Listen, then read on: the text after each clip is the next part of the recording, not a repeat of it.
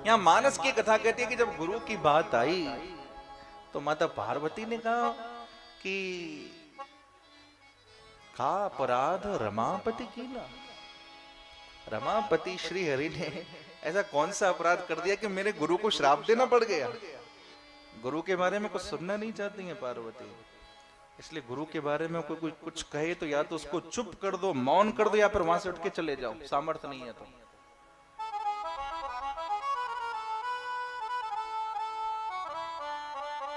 महाराज थोड़े विस्तार से एक बार इस कथा को सुनाइए।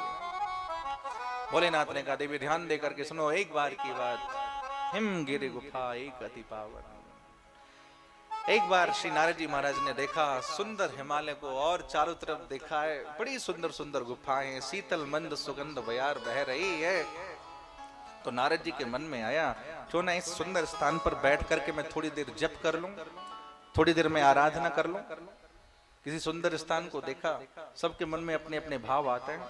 हाँ, अभी कुछ दिन पहले माँ जी हम लोग दुबई गए कथा करने। अब जैसे ही दुबई पहुंचे, बड़ा सुंदर आयोजन, जिन्होंने बुलाया उन्होंने बड़ा अच्छा इंतजाम किया, दिन में घुमाने का और शाम के समय कथा का। कथा भी हुई, 1.5-2 घंटे कथा होती थी। बड़े परिवार, प्रिय परिवार वहां के, माहेश्वरी अग्रवाल लोग घूमने के लिए दुबई जाते हैं। हमारा तो वहां मन ही नहीं लगा। 7 दिन तक ये सोचे कब 7 दिन पूरे और कब वापस से अपने भारत चले। जैसे तैसे कथा पूरी करी और जिस दिन फ्लाइट पकड़ी, जैसे ही जयपुर आकर के उतरे, जब अपने भारत में आए तब जाकर के चैन आया कि सचमुच में मेरा भारत महान है।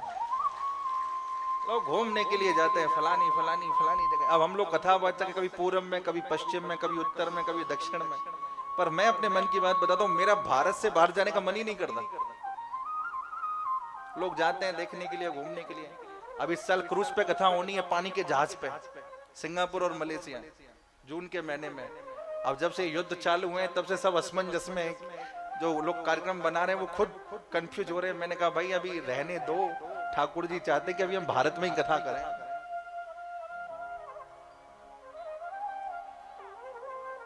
नारद जी ने देखा चारों तरफ बड़ा सुंदर स्थान, मन में आया इस स्थान पे जप करना चाहिए, तपस्या करनी चाहिए। जप किया, तप किया, इतनी तपस्या करी कि देवराज इंद्र को चिंता हुई कहीं ऐसा नहीं हो कि नारद बाबा मेरे सिंहासन को पकड़ लें। तो नारद जी ने तप करना शुरू किया। देवराज इंद्र चिंतित हुए, कामदेव को भेजा, जाओ जाकर के नारद की तपस्या को भंग करो। कामदेव आए और आकर के जैसे ही नारद जी की तपस्या को भंग करना चाहा, नारद जी की तपस्या भंग नहीं हुई। तो कामदेव तो चरणों में गिर पड़े, बोले महाराज मुझसे अपराध हुआ, मैं आपकी तपस्या को भंग नहीं कर पाया। तो नारद जी के मन में कोई क्रोध नहीं आया, बोले कोई बात नहीं। होता क्या है, काम को जीत लिया तो अहंकार, कहीं क्रोध ना आ जाए तो क्रोध को भी जीत लिया। तो पहले काम को जीता और फिर क्रोध को जीता, लेकिन काम और क्रोध को जीतने का जो मूल उद्देश्य है वो ये होना चाहिए प्रभु कृपा। पर मन में आ गया अहंकार, काम को जीता, क्रोध को जीता, पर अहंकार को नहीं जीता। नारद जी के मन में आया मैंने इतना बड़ा काम किया है, कम से कम इस प्रशंसा को कहीं जाके करूं तो सही, अपनी आत्म प्रशंसा है। अच्छा, बहुत सारे लोग अपनी प्रशंसा खूब करते हैं, मैंने ये किया, मैंने ये किया। कितने सारे लोग तो अपनी पीठ अपने आप ही थपथपाने लगते हैं, वारे हम, मैं नहीं होता तो ये नहीं होता। अरे भले आदमी, जब तुम नहीं थे तब भी सब कुछ होता था, तुम नहीं रहोगे तब भी सब कुछ होगा। अब नारद जी के मन में हलचल मची है, किससे जाके कहूं। मन में आया चलो कैलाश पर्वत पर चलते हैं। भोलेनाथ के पास पहुंच गए और जाकर के भोलेनाथ ने सोचा नारद जी पधारे, बहुत दिन बाद आए, राम कथा सुनाएंगे। अब राम कथा तो सुनाई नहीं, काम कथा शुरू कर दे।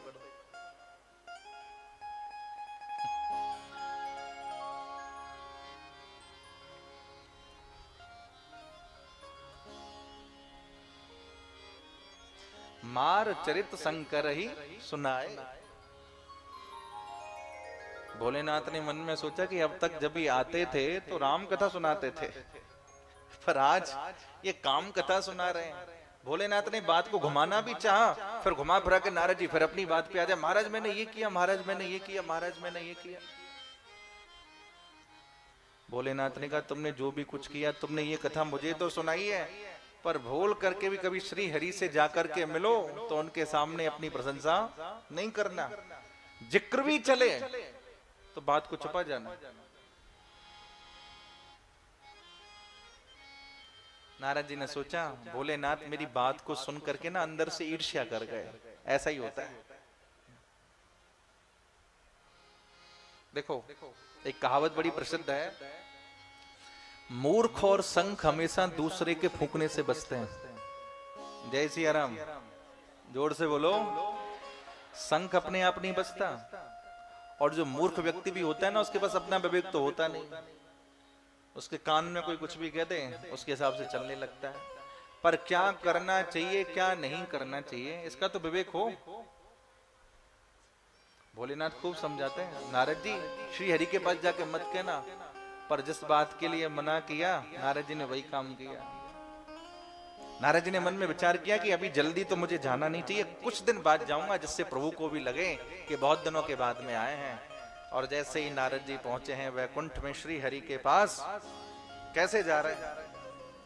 एक बार कर तल बर बेना, एक बार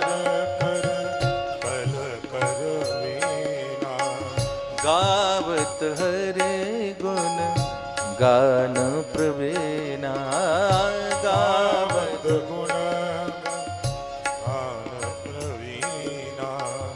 हरसी मिले उठी रमानिकेता, हरसी मिले उठी रमानिकेता, हरसी मिले उठी रमानिकेता, हरसी मिले उठी रमानिकेता। बैठे आसन ऋषि समेता,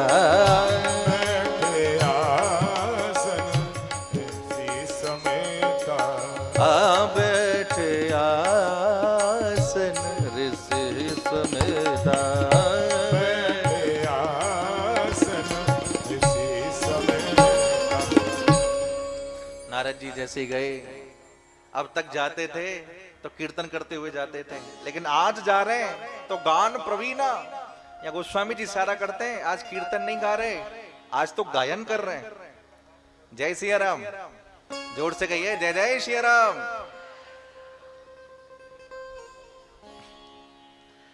आप कीर्तन कर रहे हैं, कोई जरूरी थोड़ी है राग से गाओ। अगर पास में राग नहीं है तो अनुराग से गाओ। लेकिन आप कीर्तन कर रहे हैं और ज्यादा रागदारी गा रहे हैं, रागदारी दिखा रहे हैं, तो फिर उसमें आपकी कला की महिमाएं, भाव की महिमा कम हो जाती है। अब तक जो नारद जी कीर्तन करते थे उसमें अनुराग की महिमा थी, लेकिन आज जो कीर्तन हो रहा है वो गान प्रवीणा, इसमें अनुराग की नहीं राग की महिमा है। भाई इतना बड़ा काम किया है, काम को जीता, क्रोध को जीता, तो पद आया है तो पद के साथ मद भी आता ही है। हमारे यहाँ नीति में किस श्लोक आता है, मर्कटस्य सुरापानम तत्र वस्सिकदंसनम तन मध्ये भूत संचारो यद्वा तद्वा भविष्यते। एक तो बंदर, ध्यान से सुनना, बंदर जो होता है ना स्वभाव से बड़ा चंचल होता है, और उसमें भी कहीं वृंदावन के बंदर हों। जय सिया राम। कौन कौन गया वृंदावन, हाथ उठाओ तो। सारे गए, तो वहां के बंदरों का अनुभव तो कर लिया होगा। चने वाले बंदर नहीं है वहां के, फ्रूटी वाले बंदर हैं। आपका चश्मा कब चुरा के लेके भगेंगे पता ही नहीं। हाँ, चश्मा टोपी सब कुछ ले जाते हैं। अभी हमारे वृंदावन में राष्ट्रपति जी आए थे, श्रीमती द्रौपदी मुर्मू जी, तो स्पेशल इंतजाम किया गया था कि कहीं कोई बंदर उनका चश्मा चुरा के न ले जाए। हाँ, पुलिस वालों ने स्पेशल इंतजाम किया, कहीं कोई भूल करके भी बंदर वहां तक न पहुंच जाए, तो जगह जगह प्रॉपर लंगूर बंदर छोड़े गए, कोई वैसे बंदर नहीं आ जाए सामने। जगह जगह लंगूर बंदरों के चित्र बनाए गए और बड़ी कड़ी सुरक्षा करी गई। तो इतने प्रसिद्ध बंदर हैं। एक तो बंदर जो होता है ना वो स्वभाव से बड़ा चंचल होता है, और आपने बंदर को मदिरा पान करा दी, ध्यान से सुनना क्या हाल होगा उसका। दूसरा, उस बंदर को किसी बिच्छू ने डंक मार दिया।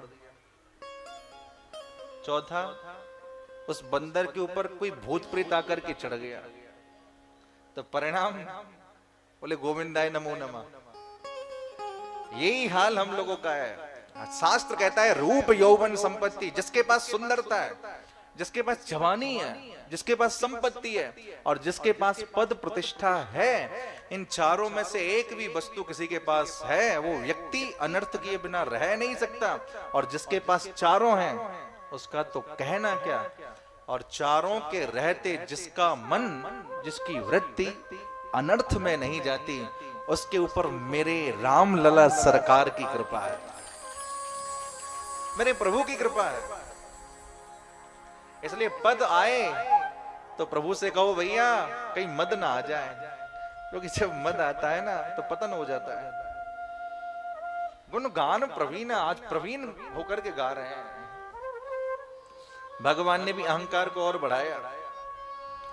अब तक नारद जी सामने आकर के खड़े होते थे और अब भगवान स्वयं खड़े हो गए। और कैसे? बोले हर से मिले उठे रमा निकेता। भगवान खड़े हो गए, जाकर के नारद जी को हृदय से लगाया। और आज नारद जी को नीचे नहीं बिठाया, बैठे आसन ऋषि ही समेता, अपने पास में बिठाया। और कहते हैं नारद जी बहुत दिनों में आपने कृपा करी है, आज तक कहाँ रहे? नहीं महाराज बस ऐसे ही सब। अब नारद जी के मन में है कि मैंने जो काम किया है उसकी तो मैं बात करूं। घुमा फिरा करके अपनी बात को कह दिया, महाराज मैंने ये किया, मैंने वो किया, मैंने ये किया, मैंने काम को जीता, मैंने क्रोध को जीता। तो ठाकुर जी ने फिर उस बात को घुमाया। प्रभु ने कहा नारद जी आपकी मति तो बड़ी स्थिर है, आप तो अखंड ब्रह्मचारी हैं, आपके ऊपर भला संसार की इस काम का क्या प्रभाव पड़ेगा? लेकिन फिर नारद जी कहते हैं नहीं नहीं महाराज, ये भी तो आपने ही सब पैदा किए हैं, इसका प्रभाव तो सब पे पड़ता है, लेकिन मैंने इसको जीता है। प्रभु मुस्कुरा रहे हैं, अहंकार को और बढ़ा रहे हैं। डॉक्टर के पास यदि आप जाओगे और अगर आपके शरीर में कोई फोड़ा हो गया है और फोड़ा यदि कच्चा है तो डॉक्टर कहता है पहले इसको और पक जाने दो, तब इसका ऑपरेशन करने में मजा आएगा। जय सिया राम। कच्चे को फोड़ दूंगा तो सारा खेल बिगड़ जाएगा। भगवान अहंकार की चरम सीमा तक नारद जी को ले जा रहे हैं। और ऐसा क्यों कर रहे हैं प्रभु, इस बात को भी समझिए। भगवान की प्रतिज्ञा है जो भगवान का है और वो व्यक्ति अभिमान करे, भगवान उसके अभिमान को नष्ट कर देता है। इसलिए बेगी सो मैं डारी हूं उखारी, पन हमार सेवक हितकारी। भगवान की प्रतिज्ञा है अगर मेरा भक्त अहंकार करेगा तो मैं उसको नष्ट कर डालूंगा। भगवान ने मन में सोचा अभिमान को थोड़ा और बढ़ाऊं। नारद जी ने कहा भगवान, नारद कहे सहित अभिमान, कृपा तुम्हारी सकल भगवाना। हे प्रभु जितना भी काम किया मैंने आपकी कृपा से किया। अच्छा कह तो रहे आपकी कृपा से किया, लेकिन मन में यही चल रहा है कि मैंने ही किया। नारद कहे सहित अभिमान, अभिमान के साथ इस बात को कह रहे हैं। भगवान ने कहा अच्छा चलो कोई बात नहीं नारद जी। भगवान ने मन में सोचा कि नारद जी के अहंकार को तो नष्ट किया जाए। तत्क्षण भगवान ने एक सुंदर नगर का निर्माण किया है, बड़ा सुंदर नगर। और नारद जी बैकुंठ से जैसे ही नीचे उतर रहे हैं तो देखा है अभी जब मैं गया था तब तो ये नगर था नहीं, ये नगर अभी कहां से पैदा हो गया। देखा नगर के सुंदर एक महाराज हैं वहां के, उनका नाम है शील निधि और उनकी एक पुत्री है जिसका नाम है विश्वमोहिनी। नारद जी गए, नगर के अंदर प्रवेश किया, राजा शील निधि ने प्रणाम किया, आइए महाराज पधारिए, मेरी पुत्री है, इसकी हस्तरेखा देखिए। और हस्तरेखा विश्वमोहिनी का हाथ जैसे ही नारद जी ने लिया अपने हाथ में। अब देखिए भगवान की माया। जय सिया राम। इस माया ने किसी को छोड़ा नहीं, सच्ची बात है। बहुत प्रकार की माया है, काम रूपी माया, क्रोध रूपी माया, मोह रूपी माया, मद रूपी माया, मत्सर रूपी माया, बहुत प्रकार की माया है।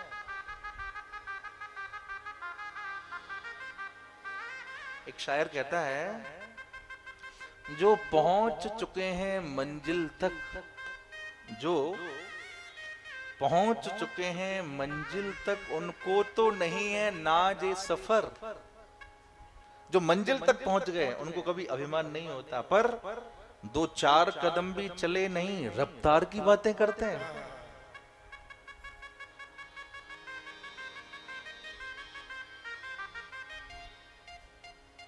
इसलिए हमारी मति स्थिर होनी चाहिए। स्थिर मतिर भक्तिमान में प्रियो नरः, भगवत गीता। नारद जी ने विश्व मोहिनी का हाथ अपने हाथ में लिया और जैसे विश्व मोहिनी को देखा तो काम को परास्त करने वाले नारद अब विश्व मोहिनी को देखते ही जा रहे हैं और हाथ में हाथ लेकर के राजा से कहते हैं, तुम्हें पता है जो भी इसके साथ में विवाह करेगा वो अमर हो जाएगा। कहना चाहिए था कि जो अमर होगा वो इससे विवाह करेगा, पर अगर ऐसा कहते हैं तो नारद जी का विवाह हो नहीं सकता। तो बदल के कहते हैं, जो एहि बरए अमर सोई होई, समर भूमि तेहि जीत न कोई। जो इसके साथ में विवाह करेगा वो अमर हो जाएगा।